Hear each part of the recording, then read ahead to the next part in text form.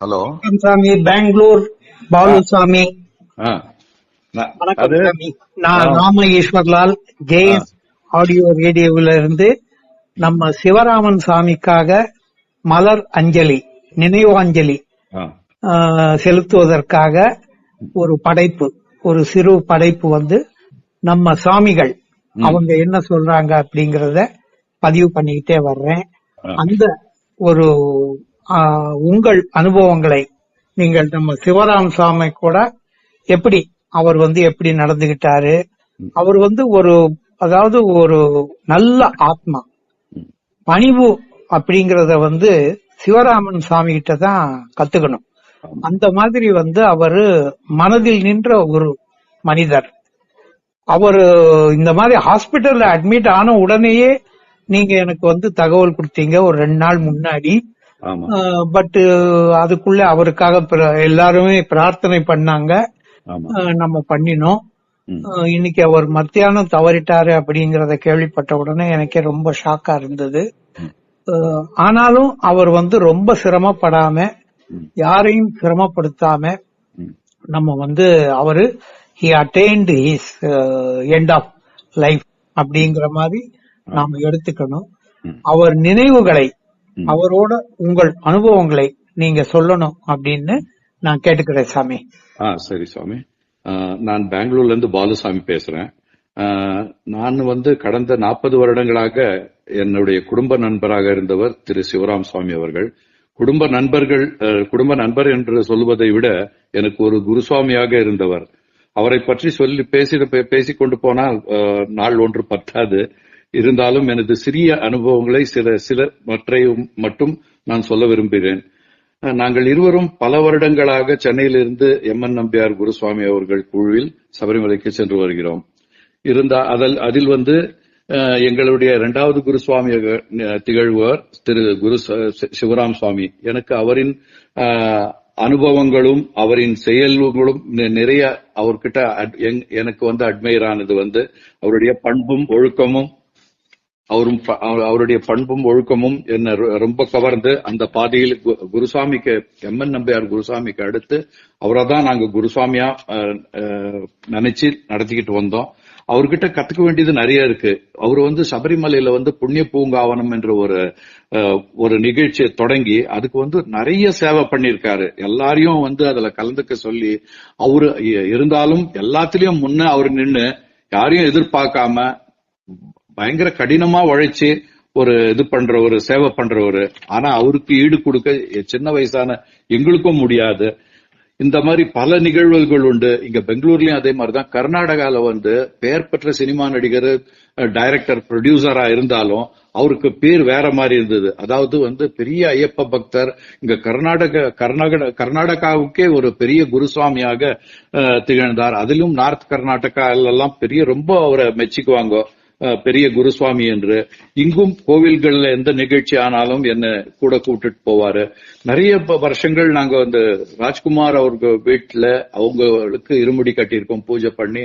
ராஜ்குமார் பையனுடைய அவங்க வீட்டுக்கு போய் அவங்க கூட எல்லாம் சபரிமலை பயணம் பல வருடங்கள் பண்ணிருக்கோம். இந்த மாதிரி அனுபவங்கள் இருந்தாலும் இந்த வயசுல கூட அவர் இந்த அளவுக்கு சேவை பண்றாருன்னா உண்மையா அது அவரால மட்டும்தான் முடியும். எங்களால கூட முடியாது. எங்களெல்லாம் பார்த்து அவரை பார்த்து நாங்க பொறாமப்படுற அளவுக்கு அவரு நடந்துக்குவாரு. அவரை பத்தி சொல்லிட்டே சொல்லின்னு போலாம். ஆனா இன்னைக்கு அவரு நம்ம கூட இல்லைன்றது ஒரு பெரிய வருத்தமா இருக்கு. இருந்தாலும் அவர் நம்ம கூட இல்லைன்னாலும் ஐயப்பன் அவர் இதயத்துல குடிக்கொண்டு இருக்காரு. அவர் உண்மையாவே நீங்க சொன்ன மாதிரி அவரு கஷ்டப்படல. ஐயப்பனுடைய பூஜை பண்ற டைம்ல தான் கீழே விழுந்து திடீர்னு அது எதிர்பாராத விதமாக அவர் சம்பவிச்ச இந்த மரணம் சீக்கிரத்துல நம்மளால ஜீரணிக்க முடியாத ஒன்று. இத்தனை ஆண்டுகளாக அவர் சபரிமலைக்கு வந்தது, அவர் கூட நாங்க இருந்தது, இதெல்லாம் நினைக்கும் போது எங்களுக்கு மிகவும் பெருமையாக இருக்கிறது. இதற்கு மேல என்னால வார்த்தைகள் வரவில்லை. நல்ல அதாவது நல்ல மனிதரை பத்தி நல்ல அனுபவங்களை நீங்க சுருக்கமா சொல்லி you touched the heart, many hearts அப்படின்னு சொல்லலாம். உண்மையிலே அவர் அவரோட ஆன்மா சாந்தி அடையணும். அவருடைய குடும்பத்தாருக்கு, அவருடைய மகன்கள், மகள் எல்லாருக்கும் வந்து நம்ம இரங்கலை தெரிவிச்சுக்கிறோம்.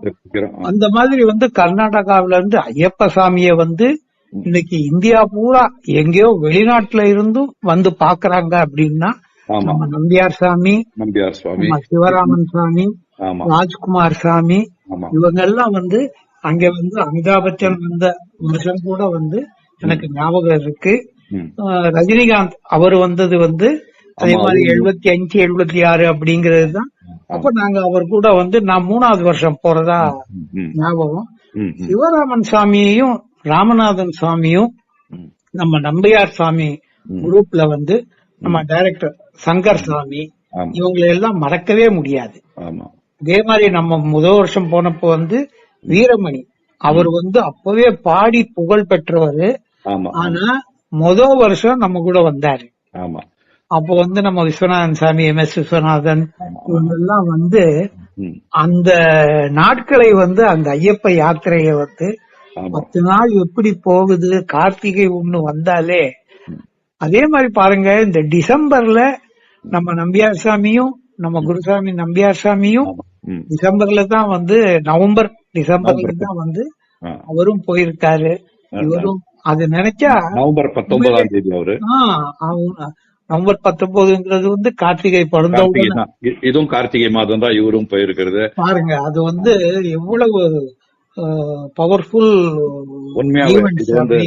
அவர் வந்து நம்ம விட்டு இருந்தாருன்னு சொல்றதை விட ஐயப்பன் திருவடிகளை போய் சேர்ந்தாருன்னு தான் நம்ம சொல்லணும். எடுத்துக்கணும் சாமி.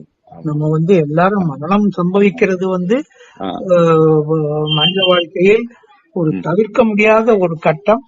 ஆனா எல்லார் மனசுலயும் நிறைஞ்சு இருக்கிறது வந்து நிலைச்சு இருக்கிறது வந்து பெரிய காரியம்.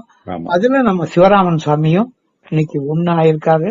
அவருடைய ஆன்மா சாந்தி அடையணும் நாம எல்லாரும் பிரார்த்தனை பண்ணிக்கிறோம் சாமி. நாங்களும் இப்போ இதுக்கு அவருக்கு அஞ்சலி செலுத்த போயிட்டு இருக்கோம் இப்போ வீட்டுக்கு. சரி சாமி, போயிட்டு வாங்க சாமி, போயிட்டு வாங்க. அவரோட குடும்பத்தாருக்கு வந்து நம்ம JS ஆடியோ ரேடியோ, நம்ம நம்பியார் சாமி குரூப், தேவதாஸ் சாமி எல்லாத்தையும். தேவதாஸ் சாமி ரொம்ப நேற்று நீங்க சொன்ன உடனே அவர் வந்து ஒரே ஷாக் ஆயிட்டாரு. அது இன்னைக்கு வந்து எனக்கு போன் பண்ணாரு. அவரு இன்னைக்கு போன் பண்ணாரு எனக்கு காலையில. அதுதான் சாமி, அவர் வந்து இவ்வளவு ஹெல்த்தியா இருந்தாரு, எப்படி அவருக்கு என்ன ஆச்சு தெரியலையே, இது வந்து ஒரே ஷாக் ஆனாரு. இல்ல அதாவது ஐயப்பன் வந்து திடீர்னு முடிவு பண்ணி அவர்கிட்ட கூப்பிட்டுட்டாரு, அவ்வளவுதான். அதுதான் சொல்ல முடியும். எடுத்துக்கணும், அப்படிதான் எடுத்துக்கணும் நம்ம. ஓகே சாமி, நீங்க வந்து நாம பேசுவோம். நன்றி, வணக்கம் சாமி. சுவாமி சரணம்.